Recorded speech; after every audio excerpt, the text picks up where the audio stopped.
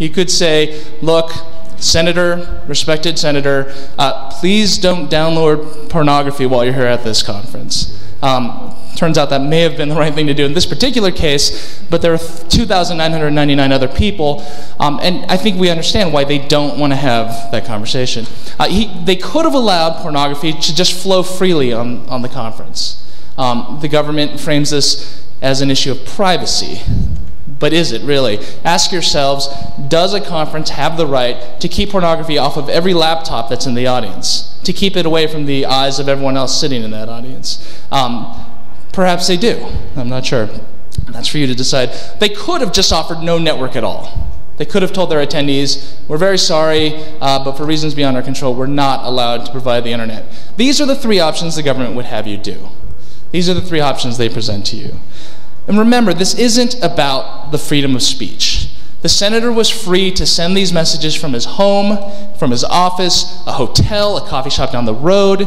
There are many, many other places he could have done this. What the conference is saying is, please understand, our network is our castle. We have the right to do this. We have the urgency to do this, and thankfully the law has given us the ability to protect our rights and property so that we're allowed to do this. After the charge, I ask the jury to please find my client not guilty of the crimes charged. Thank you. Mr. Bankston, do you have any additional words?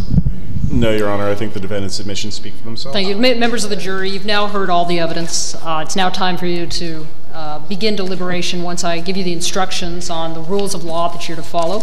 Rule number 1, the government has the burden of proof. The government must prove before you can convict that the defendant is guilty beyond a reasonable doubt. And if it fails to do so, the defendant must be found not guilty by you. Now, reasonable doubt is proof that leaves you firmly convinced of the defendant's guilt. There are very few things in this world that we know with absolute certainty, and in criminal case law, it does not require proof that overcomes every possible doubt. It's only required that the government's proof exclude any reasonable doubt concerning the defendant's guilt. If you think there's a real possibility that he's not guilty, you must give him the benefit of the doubt and find him not guilty.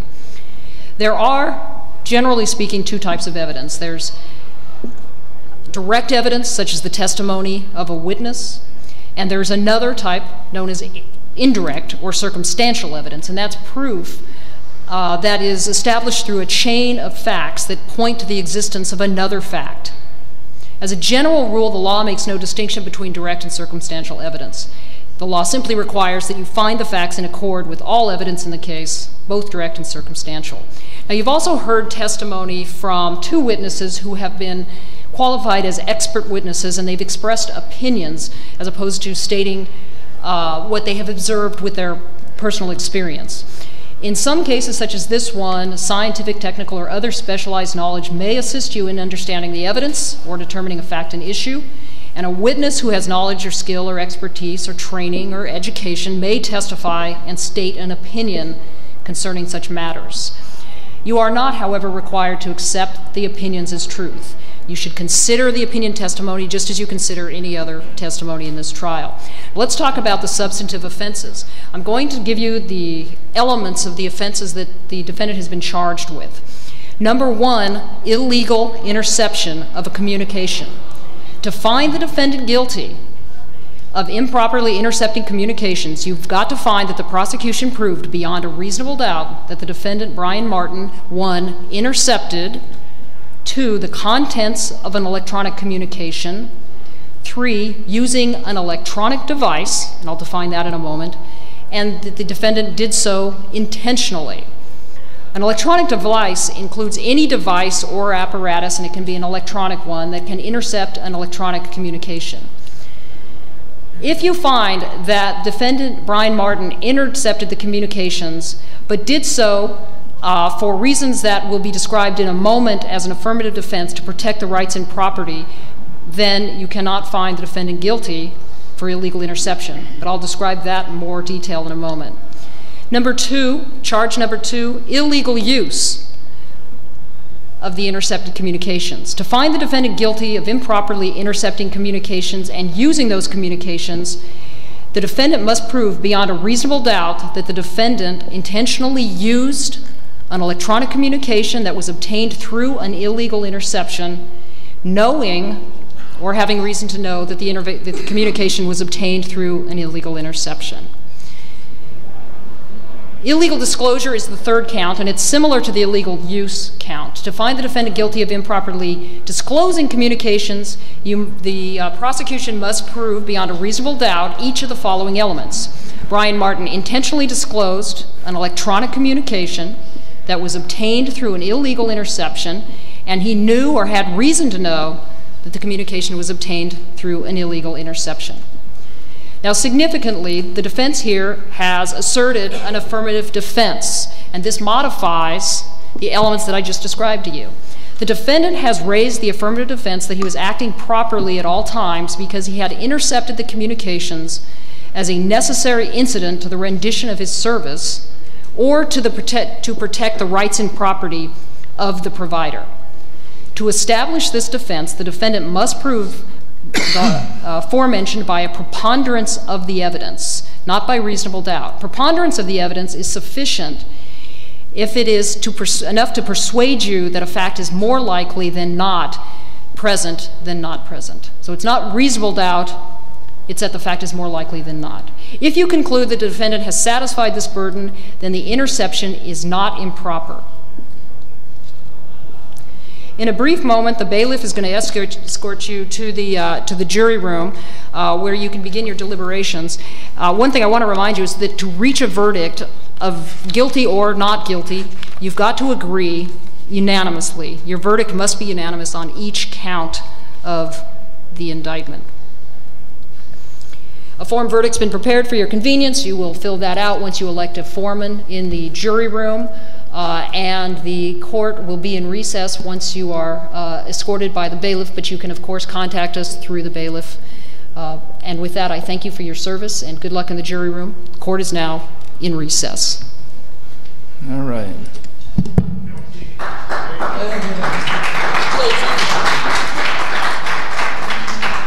So we'd like to open this up for any questions you might have. Just to let you know, we actually rushed this trial pretty quickly. Normally this might have lasted several days, but unfortunately we have to cram this into a couple of hours. Do the vote. We're going to have a vote? Yeah, so everybody who thought Mr. Martin is guilty, raise your hand. Say do it. Yeah. I'm sorry. I'm sorry. On count one, improper interception. Wow. You're not guilty? Not unanimous. I think you're down on the first one. So on count two was improper use? Yeah, I think, yeah. On improper use. Not guilty? You're off the hook on number two. And on count number three, improper disclosure. Same thing. Not guilty? You're only going down for the first one. Still going down. Yeah, he's still going to the big house. So Your Honor, we ask you to please schedule sentencing.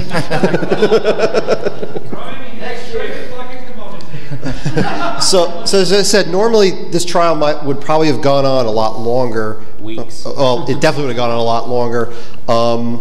In one trial I testified in, my testimony went on for 7 hours over 2 days. I crammed mine in what, 20 minutes? It most likely should have gone 3 or 4 hours because, quite honestly, a jury of your peers is not you very technical people here. It's probably your grandmothers. Was anyone stupid enough to get into jury duty? Pretty much. And even if you're not stupid enough to get into jury duty, they won't pick you if you have even an IQ above 50. So I'd like to open this up to any questions from the floor. I have a question for the defense. Yeah.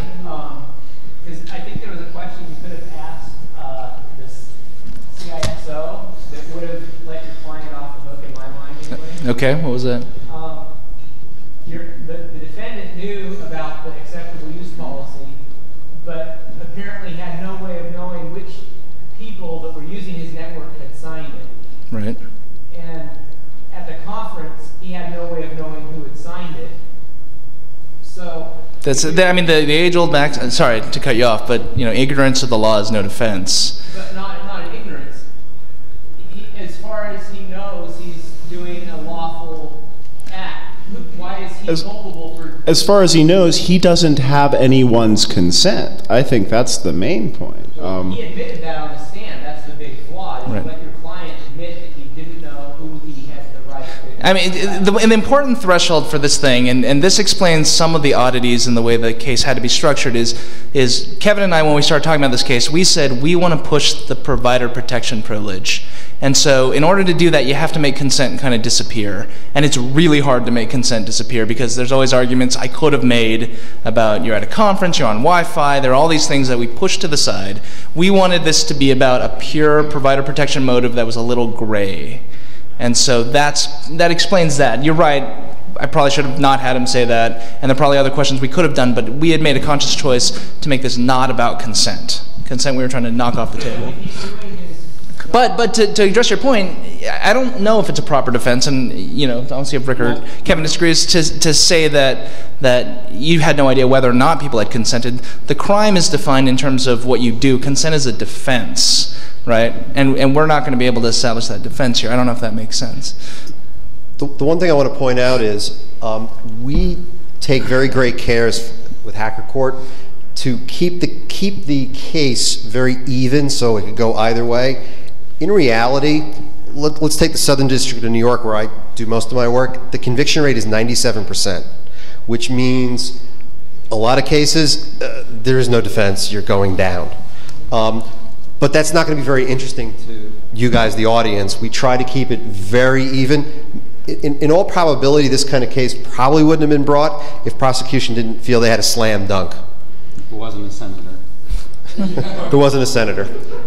Question? Right. Again, and I'll let other people talk too, but this is a crime that requires intentionality.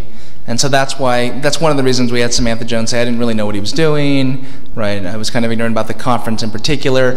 I think it's plausible that on these facts the prosecution might think, we're not necessarily going to make our case against the CISO or the company, but this guy definitely did it intentionally. I think there's certainly a civil claim against the provider here, but criminal, no one else knew about it. He was doing it on his own and hadn't told anyone. He was the only possible criminal defendant. Well, she was aware that he was doing it. Not to that extent. Not until after. Not at the time. She found out after the fact.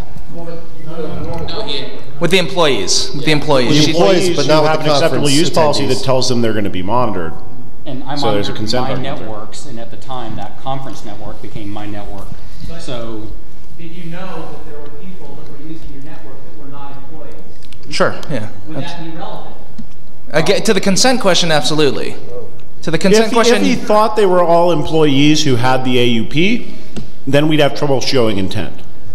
But again, consent, the lack of consent isn't an element of the crime that the prosecution has to prove. It's a defense that they have to show. They have to show, no, really, I had the consent of people.